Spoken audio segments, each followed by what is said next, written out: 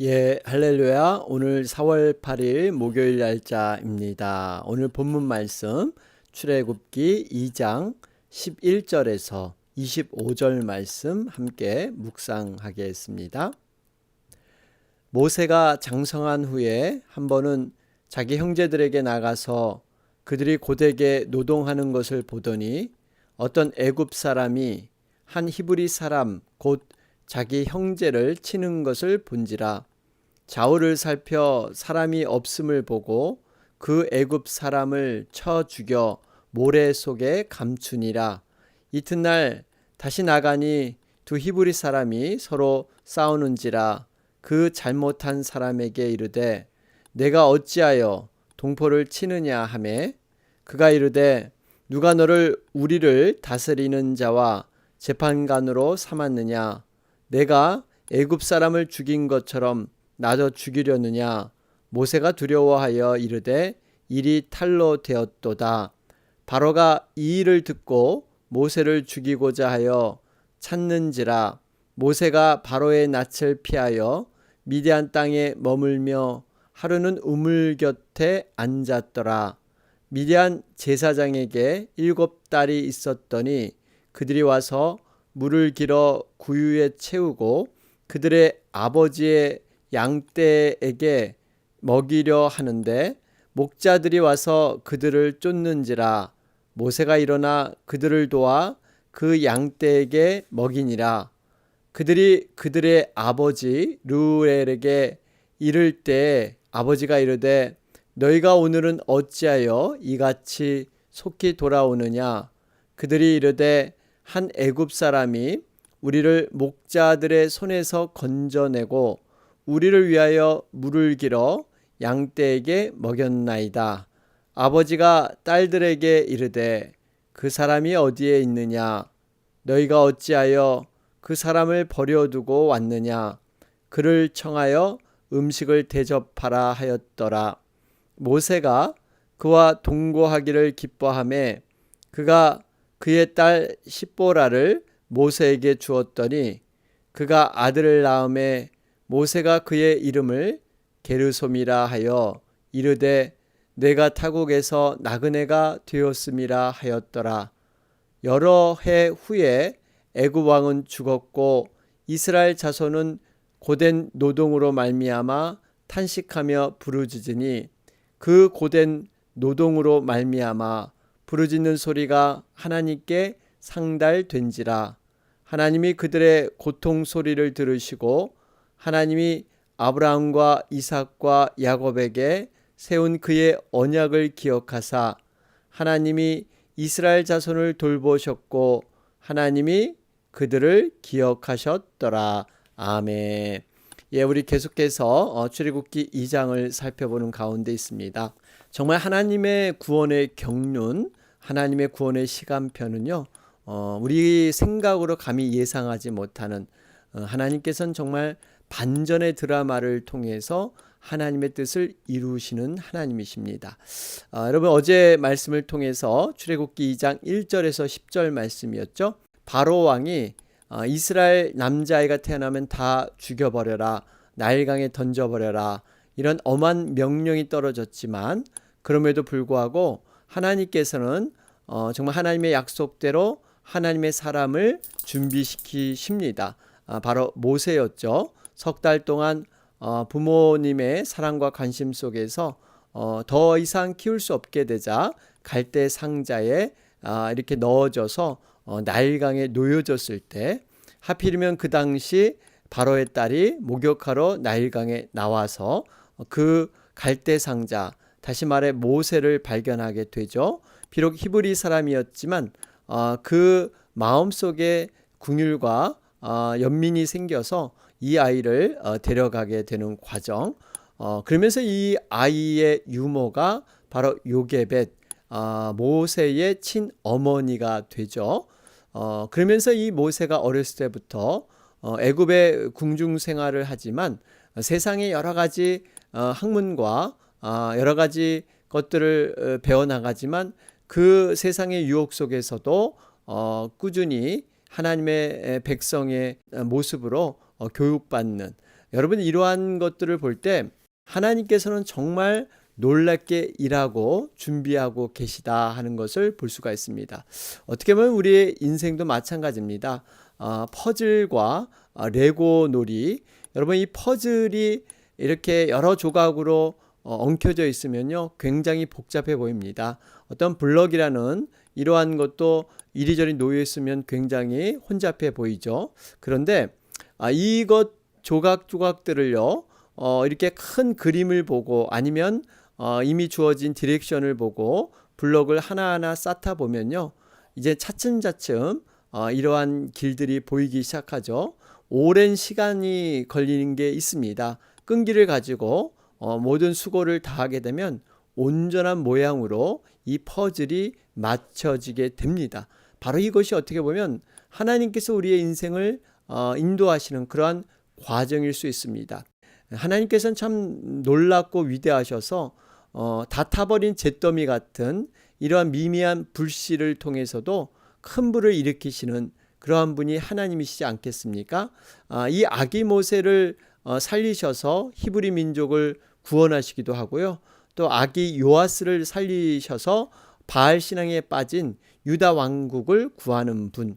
우리 사람들은 결과물만 즉시 원하는데요. 하나님께서는 작은 일부터 시작하셔서 정말 상상하지 못하는 일로 완성하시는 분. 그렇기 때문에 우리가 가까운 것만 보지 말고 멀리 하나님의 그 손길을 붙들고 멀리 바라보는 그러한 믿음이 돼야 될 줄로 믿습니다. 자, 그러면서 오늘 이어지는 말씀은요.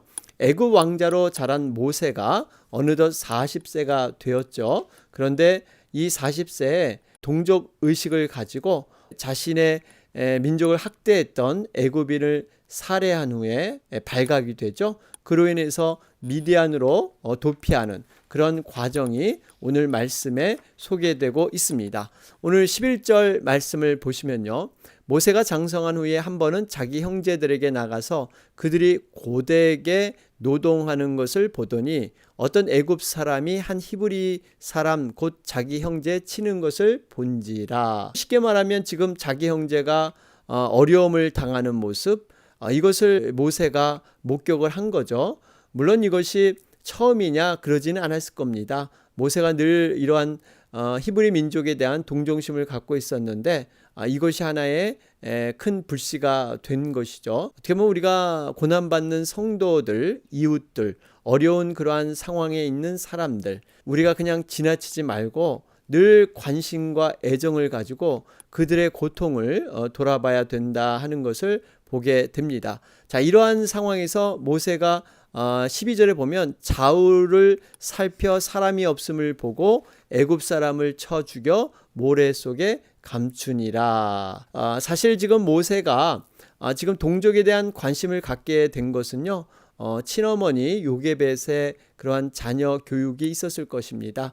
요게벳의 젖을 먹고 자라면서 조금씩 히브리의 전통과 또 하나님에 대한 신앙, 자기 동족에 대한 이러한 사랑하는 마음, 이런 것들을 늘 배워왔을 것입니다. 그런데 모세가 한 가지 여기서 좀 급작스럽게 실수한 부분이 애굽 사람을 쳐 죽여 모래 속에 감추니라. 여러분, 어떠한 힘과 어떠한 극적인 방법으로 지금 이 일들을 풀어보려고 했다는 것입니다. 행동하고 생각하는 사람, 그런 사람이 있지 않습니까? 먼저 생각을 하고 행동을 해야 되는데 행동 먼저 저질러 놓고 뒷감당을 하는 이런 타입이 모세였던 것이죠. 그런데 모세를 우리 하나님께서는 온 세상에서 가장 온유한 자다. 여러분, 이 온유라는 것은요 하나님께 충성한 자입니다.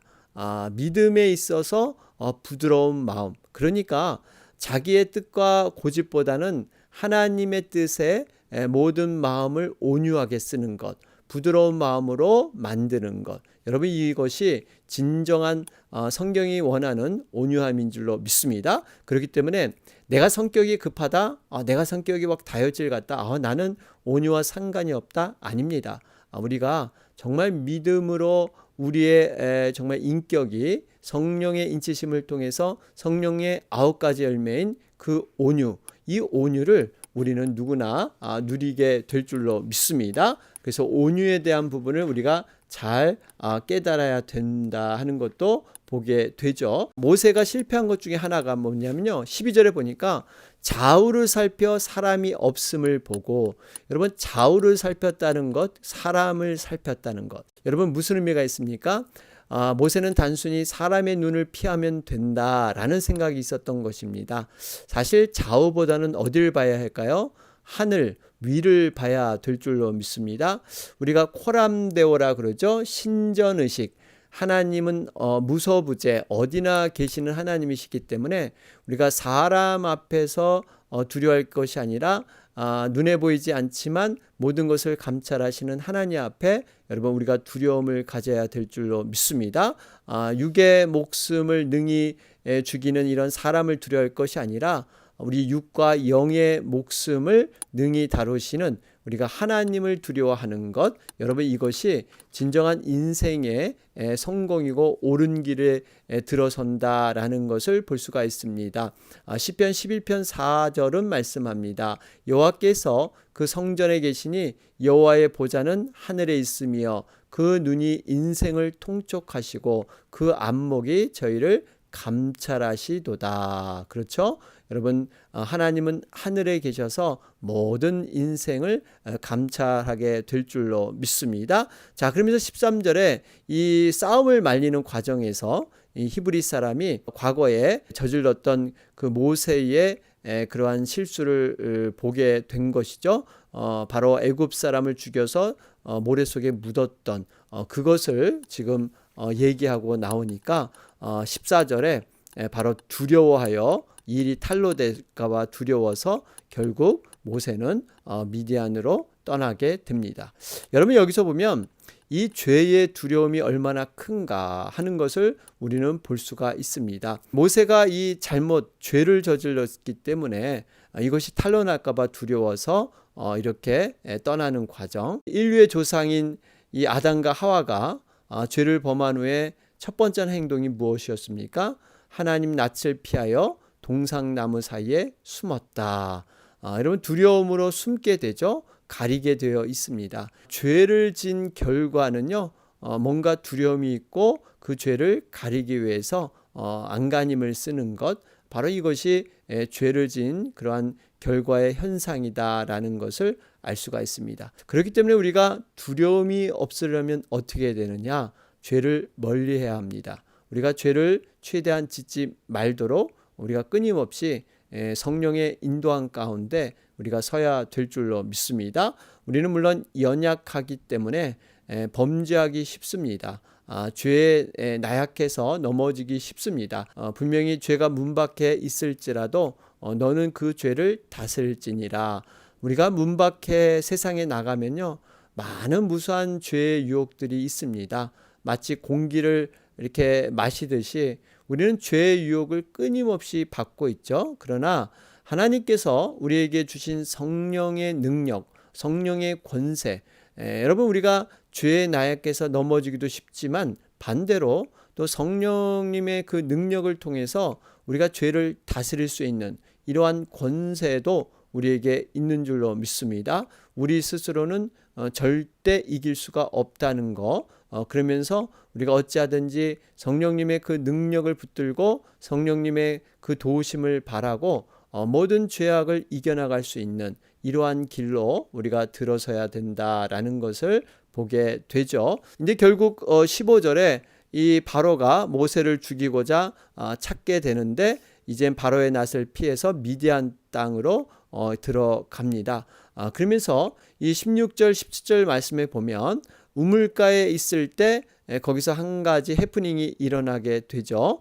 미디안 제사장의 7딸이 이렇게 양떼들에게 물을 먹이러 왔는데 17절에 보니까 목자들이 아마 이 여인들을 이렇게 무시해서 그런지 그냥 쫓아내버리는, 이것을 모세가 이렇게 도와줘서 양떼의 물을 먹이게 됩니다. 정말 모세의 행동은 하나님의 사람으로서 도전받는 행동이죠. 어떤 불의 앞에서 어떻게 행동해야 되며 또 어렵고 힘든 사람들을 어떻게 돌봐야 될 것인가? 예루살렘에서 여리고로 내려갈 때 강도 만난 사람, 여러분 제사장도 지나갔고 레위인도 지나갔습니다. 그러나 선한 사마리아 그 한 사람만이 진정으로 강도 만난 사람을 도와주었죠. 분명히 예수님께서 누가 이 강도 만난 자의 이웃이 되겠느냐? 분명히 하나님의 관점에서 우리가 이웃이 돼야지 누가 내 이웃인가? 나의 관점에서 나의 도움을 주고 나에게 잘해줄 이웃을 찾는 것, 이것이 아니라 누구에게 내가 이웃이 될 것인가 라고 우리 주님은 늘 물고 계십니다. 우리가 다시 한번 주변에 어려운 분들 먼저 섬기는 것. 여러분, 섬김은 능력입니다. 섬김은요 아무나 할 수가 없습니다. 왜냐하면 섬김의 기쁨을 체험한 자만이 그 섬길 수 있기 때문입니다. 늘 받기만 하고 얻어먹기만 하게 되면요 정말 이 하나님께서 주시는 그 복, 하나님께 누리는 그 참된 기쁨, 이러한 것들을 깊이 있게 새겨보지 못하는 것이죠. 여러분, 분명한 것은 내가 섬김을 받는 것보다 섬겼을 때에 내 내면에서 일어나는 그 기쁨, 특별히 하나님과 나만을 아는 그런 놀라운 관계의 기쁨, 여러분 이런 것들을 경험해 볼 때 정말 섬김을 통해서 정말 내가 섬김 받는 것보다 더 기쁘고 즐거운 이러한 면이 있구나라는 것을 우리는 경험해 봐야 될 줄로 믿습니다. 자, 그런 가운데 16절부터 22절 쭉 말씀을 보면요. 참 이 미디안 제사장은 참 바른 그러한 사람의 모습을 갖고 있었죠. 지금 이렇게 딸들이 와서 여러 가지 상황을 얘기하니까 그 아버지 르우엘이죠. 18절에 나옵니다. 이 아버지는요. 이러한 사람을 어떻게 그냥 보냈느냐? 데려와서 우리가 식사라도 이렇게 대접해야 되지 않느냐? 이렇게 말하고 있습니다. 여러분 이걸 보면 베풀어준 그러한 사랑, 관심 이런 것들을 우리가 잘 기억하면서 또 이렇게 섬길 수 있을 때 또 이것을 잘 섬기는 것, 우리가 참 교회 사역을 애쓰고 힘썼을 때 우리가 수고했습니다, 애쓰셨습니다, 이런 말 한마디가 굉장히 그 섬기는 자에게 또 큰 힘이 되기도 하죠. 자, 그러면서 지금 미디안의 광야에 모세가 새로운 생활이 시작이 되는데요. 모세의 인생은 세 단계로 나눌 수가 있죠. 40년까지는 궁중 생활, 또 이제 40세부터 80세까지는 광야 생활, 80세의 부름을 받아서 120세까지 또 하나님의 뜻을 받들은 그러한 출애굽의 지도자로 살았습니다. 특별히 지금 모세가 40년의 광야 생활, 이 광야 생활이 굉장히 인생 가운데 중요하다는 것입니다. 모든 사람에게는 광야 생활이 있습니다. 특별히 믿음의 성인들도 다 광야 생활을 거쳐갔습니다. 다윗을 보십시오. 이스라엘의 위대한 성군이 되기까지 참으로 오랜 세월 동안 사울의 핍박을 피하기 위해서 광야를 떠돌면서 혹독한 훈련을 받기도 했죠. 또 사도 바울은 어떻습니까?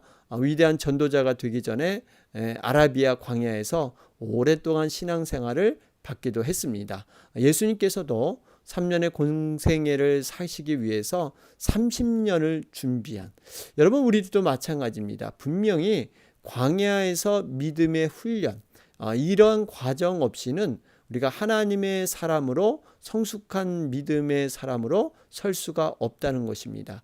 우리가 지금 여전히 광야 생활을 하던, 또 광야 생활을 지금 중간에 거칠던, 또 끝에 거의 나올 쯤에 거치던 간에 여러분 이 광야 생활을 슬기롭게 믿음으로 견딘 자는요, 적과 꿀이 흐르는 바로 가나안 땅, 하나님의 그 약속한 땅, 하나님이 통치하는 그런 아름다운 삶을 우리는 풍성히 누리게 될 줄로 믿습니다. 이 광야 생활을 통해서 우리가 배워야 할 것은 내가 화려한 금그릇과 은그릇이 되는 것이 아니라 정말 하나님이 쓰시고자 하는 귀한 그릇, 그것은 바로 거룩하고 깨끗한 그릇이죠. 그러한 그릇으로 연단되어 만들어지는 시간, 어떻게 보면 금이 정말 순금이 되기 위해서 모든 불순물이 다 태워지고 이렇게 정화돼야만 순금 99.99%의 순금이 되듯이 우리의 인생도 정말 하나님 앞에 정말 부족한 여러 가지 불순물들, 이런 것들이 다 걸러질 때 온전히 하나님이 쓰시고자 하는 귀한 그러한 모습으로 우리가 변화될 줄로 믿습니다. 자, 그러면서 22절 말씀입니다. 그 아들을 낳음에 모세가 그의 아들을 게르솜이라 하여. 이 게르솜이 무슨 뜻입니까? 내가 타국에서 나그네가 되었다. 지금 모세는 물론 바로로부터 도망자의 신세에 있습니다. 근데 반면에 또 생각해 보면 어떻게 보면 지금 결혼을 해서 아들을 낳고 가정을 꾸리는, 그가 비록 이렇게 애굽에서 탈출했지만 미디안이 어떻게 보면 자신의 고향처럼 여겨지면서 이곳에 정착하면서 살 수 있었습니다. 그런데 그가 자기 아들을 낳고 그 이름을 타국에서 나그네가 되었다. 여러분, 이렇게 고백한 이유가 분명하죠. 모세는 내가 가야 할 그러한 종착역, 분명히 나는 다시 동족으로 돌아가야 된다. 이스라엘 백성이 있는 곳으로 돌아가야 된다. 늘 그는 그 마음속에 그러한 바람이 있었고 목표가 있었기 때문에 이곳은 나그네다, 이렇게 고백하고 있습니다. 여러분, 우리의 인생도 마찬가지죠. 우리는 본향을 향해 지금 가고 있는 나그네와 같은 사람들입니다. 여러분, 정거장과 같죠. 우리의 인생은 잠시 거쳐가는 정거장과 같습니다. 여러분, 나그네가 두 가지를 기억해야 합니다. 하나는 방향을 바로 잡아야 됩니다. 여러분, 나그네가 이 방향을 잘못 잡으면요, 열심히 길을 갔는데 다시 돌아와서 다른 길을 또 찾아가야 되는 이러한 어려움을, 고난을 겪게 되죠. 더디 가더라도 늦게 가더라도 바른 방향. 여러분 생각해 보세요. 방향이 틀린데 빠르게 가가지고 또 그만큼 돌아와야 되는 그 고생. 정말 빠르게 간 만큼 또 뒤로 와서 돌아가야 하는 것. 여러분, 그렇기 때문에 방향이 중요하죠. 우리는 믿음의 방향, 무엇보다도 말씀이 지시하는, 나침반이 돼서 말씀이 지시하는 바로 예수 그리스도의 방향, 여러분 이것으로 우리가 가야 될 줄로 믿습니다. 또 한 가지 나그네가 주의해야 할 것이요, 짐이 가벼워야 된다는 것입니다. 여러분 한번 생각해 보세요. 나그네가 하루하루 이렇게 걸어가면서 이렇게 살아가게 되는데 짐이 많으면 무거워서 얼마 가지 못합니다. 지치고 힘들어서 곧 쓰러지게 되죠. 우리의 인생의 그러한 나그네 길은 오랜 장거리의 나그네 생활입니다. 짧게 끝날 것이 아니죠. 그렇기 때문에 세상에 얽매여 있으면 안 되고요. 또 세상의 욕심과 세상에 많은 미련들이 있으면 그만큼 나그네가 길을 가는데 어려움을 겪게 됩니다. 이러한 짐들을 가볍게 해야 합니다. 그래서 우리가 세상에 미련을 두지 말고 욕심을 두지 말고 우리가 가야 될 본향, 하나님의 나라, 이것을 초점 삼아서 꾸준히 가는 것. 여러분, 그렇게 되면 정말 아름다운 하나님의 세계, 그것을 우리는 도착하게 되는 것. 여러분, 이것이 믿음의 과정이고 우리의 인생의 과정이지 않겠습니까? 자, 그러면서 여러분 이제 23절에 보면 애굽 왕은 죽게 되고요. 이 이스라엘 자손들이 너무나 고된 노동 때문에 하나님 앞에 탄식하며 부르짖게 되죠. 그러면서 하나님께 정말 살려달라고 간절히 부르짖을 때 하나님께 모든 기도가 상달되었다 말씀하고 있습니다. 그러면서 24절에 하나님이 그들의 고통 소리를 들으시고, 여러분 들었어요. 이 들었다는 건 단순히 귀로 듣는 게 아니라 이제 하나님께서 앞으로 응답하시려고 역사하시려고 준비하시는 과정입니다. 그러면서 그 근거가 뭐냐? 하나님이 아브라함과 이삭과 야곱에게 세운 그의 언약을 기억하사. 그러니까 우리의 기도를 들으신 것, 이스라엘 기도를 들으신 이유는요, 약속을 기억하사, 그러니까 과거 조상 때부터 이미 약속했던 그 말씀의 약속, 그것을 통해서 하나님은 응답하시는 분명히 살아계신 하나님인 줄로 믿습니다.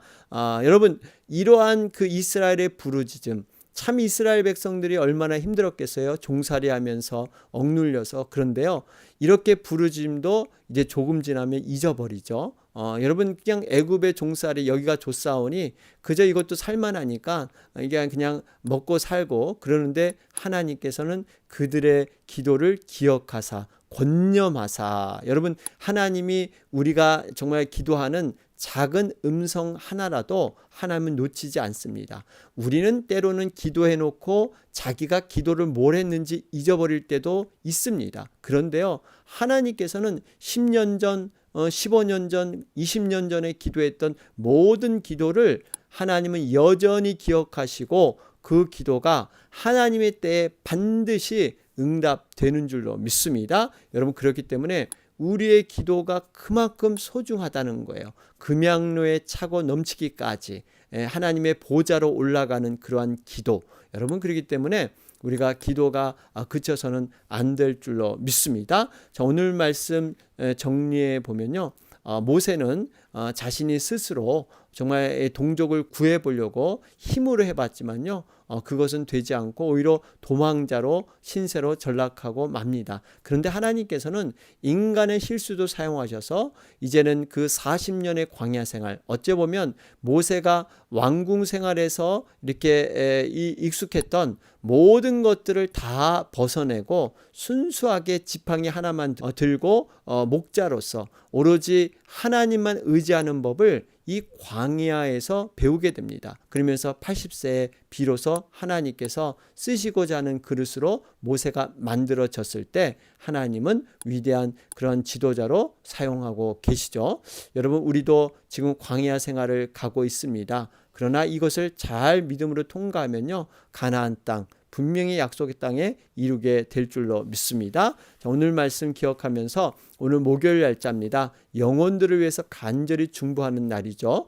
주변에 정말 방황하는 영혼들, 죽어가는 영혼들 꼭 이름을 불러가면서 여러분 중보기도 해주시고요. 우리가 교회로 목장으로 초대할 수 있도록, 그래서 정말 천하보다 귀한 한 영혼이 우리가 함께 할 수 있도록 여러분 계속해서 기도해 주시기 바랍니다. 또 육신적으로 치료하고 회복 중에 있는 모든 우리 지체들을 위해서 함께 기도하도록 하겠습니다. 다 같이 기도드리겠습니다.